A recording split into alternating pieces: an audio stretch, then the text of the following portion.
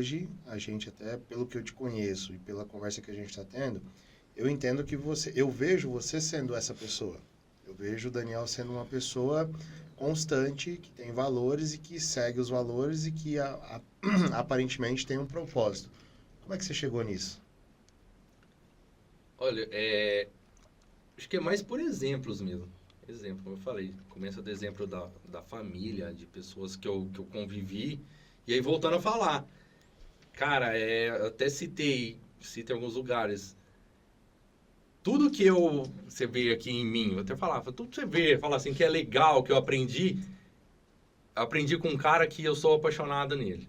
Você já sabe quem que é. Uhum. Que foi esse cara que me deu minha família, ele que me deu minha esposa, ele que me deu meus conhecimentos, tudo que eu tenho. Então, eu aprendi com Jesus. Então, eu sigo os ensinamentos dele. Uhum. Então, tudo que eu faço certo, eu falo assim, eu gostei de alguma coisa no Daniel, de certa forma. Eu aprendi com ele. E tudo que você fala assim, Daniel errou em tal forma, que agiu, não tá legal o que ele tá fazendo, é isso aí eu aprendi com a vida, aprendi sozinho. Aprendi sozinho, né? Eu aprendi na teimosia, né? Na teimosia. E não tem ninguém perfeito, cara. Não tem perfeito. E ele veio para os que estão doentes. Veio para os que estão doentes. Então, todo mundo que tem um problema aí, que tá com uma dificuldade, se recorrer nas palavras dele, vai ser ajudado. Sim. E eu sempre pensei muito nisso, na forma de agir, e até foi o ponto que você trouxe aqui de como eu enxergar a outra pessoa, né? Às vezes pode ser que uma certa pessoa ali tá com um problema, ou ela tá com um ponto de vista, eu tenho que enxergar por que ela chegou ali naquele lugar. Por que ele tem um ponto de vista, né? Que aí a gente sempre tá fazendo aqui a relação com o profissional também. Nossa, mas o meu chefe tá me cobrando só isso. Mas qual que é o objetivo dele? Às vezes eu tô vendo aqui só a minha parte, só o local. Ele vê o processo como um todo. Então tentar pensar, né? Falar, eu pensando que o processo como um todo, será que de repente ele que não está certo e eu estou sendo egoísta? Eu estou vendo errado? Eu estou vendo só o mais fácil de executar, só que o chefe ali está vendo o lucro também. Né? Às vezes o que é mais fácil para mim não é mais fácil para uma outra área. Ou não é o melhor, né? Não é o melhor. Então a gente enxergar o processo como um todo, né? Como um corpo, dizendo assim, tem que por isso que eu penso dessa forma. Sim. Que legal, eu acho muito legal. Eu tinha até separado aqui uma pergunta que era: fé e propósito caminham juntos ou são coisas diferentes? Mas eu acho que até agora que eu já ouvi você falando, o seu caminhar é a fé e o propósito vem a partir disso. A partir daí. Que eu acho que eu acabei, eu deixei aqui, mas você foi respondendo no meio do caminho.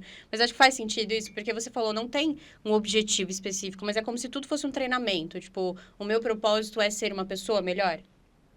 Acho que deveria ser o propósito de todo mundo, né? Eu sempre busco isso aí, ser o meu melhor. Sou falho, né? Nem sempre eu consigo, acho que erro todos os dias, né? Quem não erra, erro muito. Mas sempre quando eu erro, eu tento repensar. É isso, a gente colocar um ponto ali. Por que eu errei? O que eu posso fazer para ser um filho melhor, um marido melhor, um amigo melhor? Isso é até o que está nas minhas orações sempre. Porque eu buscando isso aí, as outras coisas vão se encaixar. As coisas se encaixam. As coisas se encaixam. Sim. Eu acho que eu falo muito disso pro Antônio também. Pelo meu trabalho, eu preciso lidar muito com criar objetivos, né? Falando de publicidade, falando de marcas e empresas, negócios que a gente lida, a gente cria muitas definições de propósito para cada marca, porque as empresas realmente têm que ter isso muito bem definido. Dela, né? Exato. Mas eu também falo para ele, as pessoas não precisam ficar buscando um propósito. Eu quero transformar o Brasil em um país melhor. Tipo, às vezes, só de você ter o propósito de ser melhor, de ser uma pessoa melhor, já vai ser. Então, acho que a gente não precisa ficar nessa insanidade de buscar, mas eu não sei o que eu quero, mas eu não sei... Tá, você pode não saber. Se você quiser fazer algo que tenha todo esse impacto, comece por esse. O seu propósito é ser melhor. O que você pode... Você. Exato. Contagia, né? Exato, Contagia, né? exato. Foi uma situação que a gente viveu junto recentemente. Sim. A gente estava num ambiente, a gente estava só reclamando, fica pesado, né? Fica pesado, vai embora todo mundo triste, pensativo, aí parece que não foi legal. E aí quando você está num ambiente de compartilhar experiências, de ajuda, de agradecimento, isso contagia o outro. Então, se eu estou te prestando uma ajuda, te constrange, de repente, você retribuir esse favor ou pensar da mesma forma com outra pessoa, né? Falar, vou ajudar outra pessoa, o cara ajuda ali, não me custa nada. Exato. Que é aquilo que você falou, se cada um fizer um pouco, né? Somando esse pouco aí, vira muito. Exatamente, exato. O- Acho que não adianta ter o propósito de querer salvar o mundo e não cumprimentar o porteiro. Tipo, são Exato. coisas básicas. É meio clichê isso, né? Mas eu acho que todo mundo vive, cara. Todo mundo vive. E tem gente que faz orações, tem gente que medita, tem gente que se olha no espelho quando vai escovar os dentes de manhã, tem gente que fecha o olho no chuveiro. Mas eu acho que quando você se conecta nesses momentos, você se conecta com você. E aí, até uma coisa que você falou, né? Tudo que é de bom vem dele, tudo que é de ruim sou eu. E Deus, ele é onipresente. Então, eu acredito muito que, mesmo que você não identifique ele nas suas ações, possivelmente, com certeza, tudo que você faz de bom é proveniente dele, mesmo que você não tenha o temor dele, né? É uma crença que eu tenho. E muitas vezes você está passando ali por desafios da vida para que você consiga identificar isso ou muitas vezes se reencontrar. Como foi recentemente com a gente, né? A gente, de um convite que você me fez. Ah, foi o Dani, né? Foi. A gente voltou para a igreja e aí a gente está lá constantemente agora. Mas não que eu estivesse distante, porque acho que a gente nunca teve tão próximo, né, nos últimos anos. Mas a gente estava sempre ali conectado, sempre conversando, sempre tentando transbordar, sermos pessoas melhores. E até mesmo, eu acho que pra gente, aí falando como líderes, você falou que você teve alguns líderes que você pesava, né, as conduções deles. Hoje você tem esse papel. Você influencia pessoas, direta e indiretamente. Então, eu tive um chefe que foi o meu pior chefe. Mas ele falava uma coisa que eu carrego até hoje, que eu acho que está dentro disso de você tirar o bom, o mínimo de bom daquela situação. E ele falava assim, olha, você tem que ser desse jeito, porque você me representa. Quando eu não estou lá, você me representa. E eu levo isso para mim até hoje. Então, quando eu, por exemplo, na minha empresa, quando eu falo com as pessoas...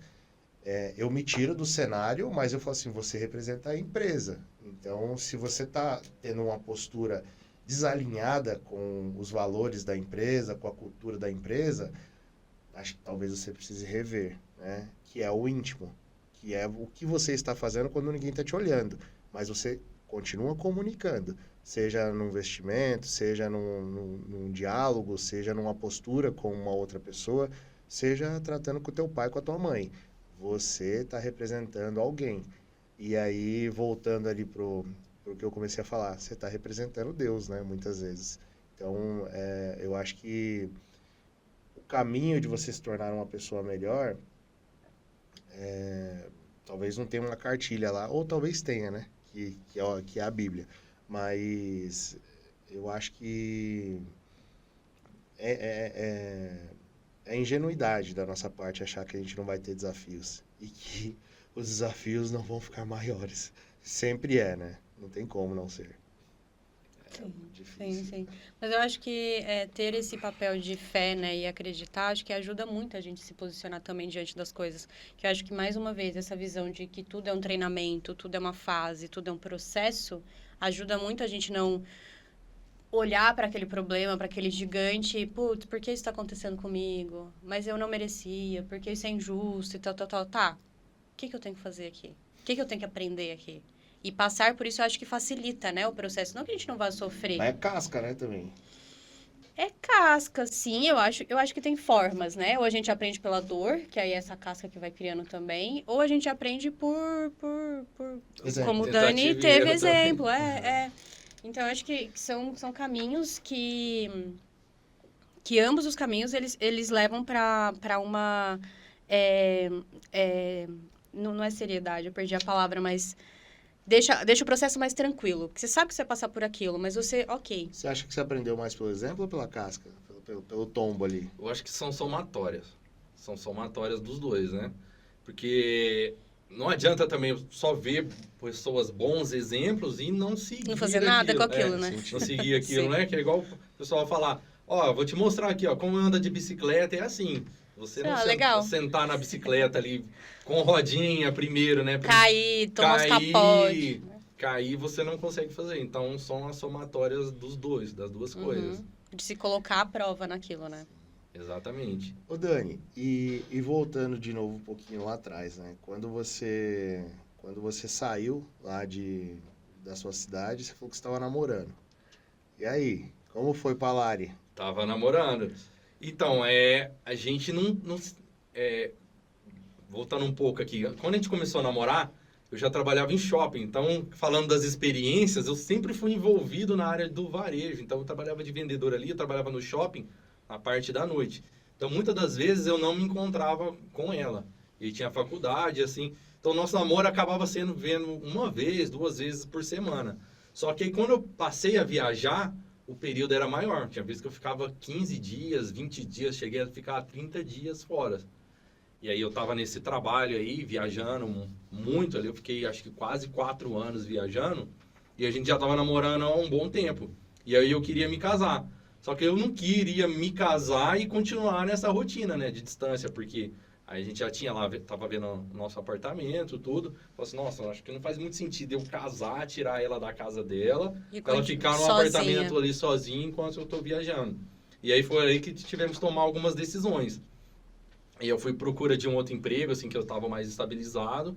E aí a gente se programou para casar. E como eu gostava de São Paulo, onde que eu já tinha experiência, eu estava na região de São Paulo, eu comecei a trabalhar numa empresa que era de São Paulo. E eu fui me programando aqui, a gente estava já tinha um dinheiro que a gente estava juntando para se casar. Só que, quando a gente ia se casar, aconteceu um grande imprevisto. A gente tinha namorado há muito tempo, a gente estava se planejando ali, já estava juntando dinheiro para casar. O casamento estava todo organizado, buffet contratado, músicos, cerimonialista, tudo. E a gente marcou o casamento ali, acho que com 1 ano de antecedência. Lá em Uberaba. Então, ali a programação era se casar e a gente se mudaria para São Paulo. Só que na véspera do casamento, teve a pandemia.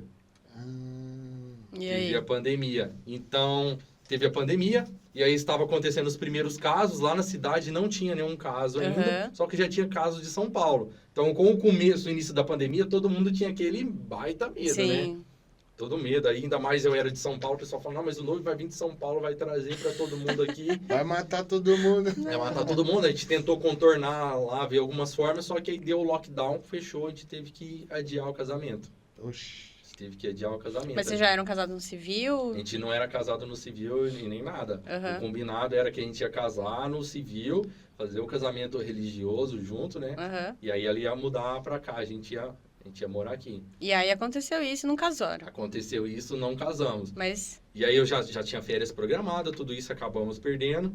Passou um tempo, aí eu já mudei para essa empresa que eu trabalhava fixo em São Paulo. A analista continuou lá em Minas. E aí resiliência, hein? Todo momento. Houve uma oportunidade de que houve uma flexibilização. Então, só que essa flexibilização, eu poderia fazer o casamento civil. Na época, na data do casamento que a gente teve ali, nem o civil poderia fazer. Os cartórios tinham fechado. Então, só que como a gente estava esperando muito tempo, estava programando, o nosso sonho era fazer o casamento civil junto com o religioso, né? Toda aquela tradição lá. Na época, a gente ia convidar, acho que quase uns 300 convidados, alguma coisa assim, aquela festona do interior, né? Muita gente. Para a cidade, fecha a cidade, baixa a porta da prefeitura. Só que aí mudou tudo, né? Mudou tudo. Aí houve essa flexibilização de fazer o casamento civil. E aí, como já tinha alugado apartamento em São Paulo, né? O apartamento estava alugado, aí eu trabalhando aqui, a gente pensou bem e falou, vamos casar? Vamos casar pelo menos no civil? Vamos casar. E aí a gente agendou o casamento civil. Só que como era o nosso sonho, né? Tinha essa frustração de não poder casar, tudo isso. E foi aí que eu bolei uma surpresa para a Larissa no dia. Então a gente marcou o casamento civil. A gente marcou o casamento civil. Só que como era no cartório muito simples, talvez a gente ia só com uma roupinha clara lá para bater uma foto e só para registrar. Eu falei para ela, eu combinei com o fotógrafo. depois daqui a gente vai no lugar para tirar foto. Então vai mais arrumada. Então, ela já foi mais arrumada, preparou um vestido, tudo isso. E aí eu fui mais arrumado. Acabou a cerimônia civil, eu falei assim, a gente vai tirar fotos lá na chácara que é onde que a gente ia fazer o casamento. Era uma chácara que a gente tinha alugado. Aí eu conversei com a dona da chácara lá, falei assim, ô, lembra da situação do casamento ali? Eu queria só fazer um negocinho aqui. Você me empresta? A mulher foi super solícita, tá? Porque a chácara dela estava fechada também, não estava alugando. E aí eu combinei com o fotógrafo. Só no papinho mineiro, só. Só, com o só na fotógrafo. lábia do mineiro. Fotógrafo, a cerimonialista e a decoradora. E aí, quando a Larissa chegou lá para tirar foto, na verdade, aí eu fiz um casamento surpresa para ela. Olha, que fofo. Casamento que surpresa. legal! Como não podia... Olha só que arapuca, hein? Tipo,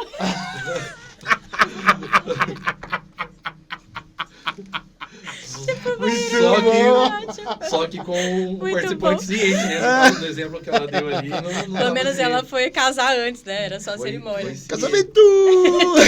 Foi ciente. Mas o caso foi uma surpresa boa, né? Não, vocês já tinham casado. Eu acho que no caso da Maíra, ela nem casou. Tipo, só colocou pelo olho o casamento. Foi uma surpresa, Muito boa. bom, muito Muito bom. bom. Aí ela chega lá, gente, Que isso? Que isso? Que legal, Dani. Aí vocês casaram nessa chácara. Aham. Que Nessa animal, chácara. cara, muito E aí, bom. como não podia ter reuniões, ainda estava restrito, foi só os nossos familiares. Uhum. E Nossa. aí que entra, que é a parte que eu falei, que é contar do meu pai. Quem fez a celebração é meu pai. Ah, que legal. Falando de exemplo aí, eu sempre Acho fui muito criando... bonito isso. De trazer a família pra fazer o... No dia a gente conseguiu fazer só os nossos pais, meu pai, minha mãe, o pai dela, a mãe dela, meu irmão e a minha cunhada. O irmão dela ia participar também, só que na data ele estava com a Covid. Então Olha ele não só. conseguiu participar, meu cunhado, e era a noiva dele no momento, que hoje é a esposa. Uhum. Eles não puderam participar porque, como eles estavam lá com esse problema, né, não participaram. E aí meu pai fez a cerimônia, né, que liga todos os assuntos agora do exemplo, de tudo aí, de onde que veio meus fundamentos, porque meu pai é pastor. Ah, eu não sabia. Que legal. Meu pai é pastor, então ele fez a celebração lá, foi uma cerimônia bem legal, depois eu mostro as fotos para vocês. Muito legal. Que massa, cara. Eu organizei junto com o pessoal lá, surpreendi, né, a esposa, e a gente fez o casamento. Mas pelo que eu entendi, esse foi um casamento. Um casamento. Já casou 2 vezes esse menino? Olha isso. Com a mesma pessoa, Com a né? mesma também, pessoa. Né? Com a mesma pessoa. Então, como o casamento que a gente ia fazer já estava praticamente todo pago, né? Porque foi cancelado bem na véspera, a gente já estava tudo pronto e passou um tempo a gente refez a cerimônia. Então... Aí os passou 300 convidados... Não, os aí coisas- só que aí mudou, né? Porque como teve a pandemia, o preço de tudo subiu. Ah. Então o preço por cabeça de convidado ali restringiu. As reuniões Mentira! também não poderiam ser com muitas pessoas. Então a gente teve que rever o orçamento de tudo. Então muita coisa que a gente tinha Claro. pago ali, Não ia ser um acredito. buffet para 300 pessoas, a gente teve que reduzir ali para umas 80, né? Nossa. Para umas 100 Caramba! pessoas, reduziu para 80. O pacote da cerimonialista, da decoração, dos músicos, tudo mudou, porque teve uns reajustes, que acho que aconteceu uns A 2 galera anos ficou depois. sem receber, né? Na hora que foi voltando. Já tinha recebido parcial, só que... Não, eu falo, tipo, a galera ficou sem trabalhar, né? O pessoal ficou de sem trabalhar, que evento, foi, não eles tinha... foram a área mais impactada, né? Uhum. Conforme as áreas voltavam a trabalhar, a área de eventos foi a última que conseguiu voltar, porque é Exato. o que, como o próprio nome diz, né? Era um evento, reunia muitas pessoas, Sim. aglomerações, então eles foram os últimos. Então tiveram alguns reajustes ali, a gente teve, fazendo parte da resiliência, a gente teve que contornar algumas coisas ali. Você já tinha convidado as pessoas do primeiro momento? A Dos gente 300. a gente tinha convidado, só que a gente meio que deixou no esquecido ali, né? Nossa. Algum outro a gente falava, ó, pessoal, é um momento aqui, não sei se vocês entendem, a gente não pode ter uma reunião com um número tão grande de pessoas, então a gente tá colocando aqui só os familiares mais próximos. Então acabou sendo mais os familiares ali e um grupo pequeno de amigos.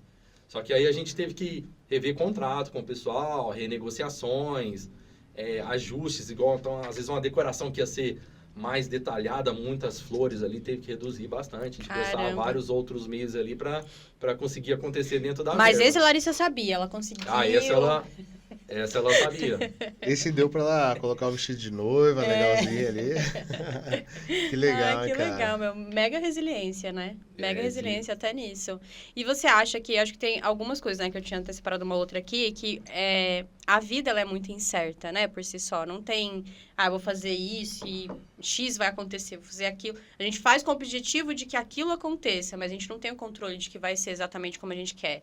Mas você acha, o que te dá mais, o que mais sustenta você como pessoa? Essa disciplina, a espiritualidade ou o relacionamento?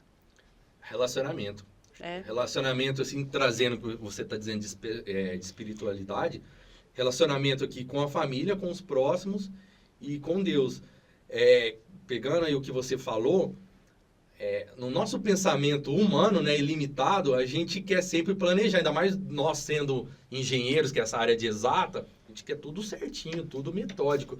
E aí eu passei a minha vida sempre tentando estar tudo bem definido ali, falando assim, então, a gente vai, eu vou trabalhar, vou juntar um dinheiro, né, vai ter um tempo, depois que eu juntar o dinheiro, eu vou me casar, o casamento vai ser assim, assim, assado, só que com o passar da vida, né, Deus mostra que as coisas não são da nossa maneira, né? E os caminhos deles são maiores e melhores do que os nossos. Sim. Então, por mais que a gente planeje, nunca vai sair da forma que a gente está pensando. E também não adianta muito, que é uma das maiores experiências que eu tenho, não adianta se resguardar tanto, porque muitos imprevistos vão vir, fazem parte da vida.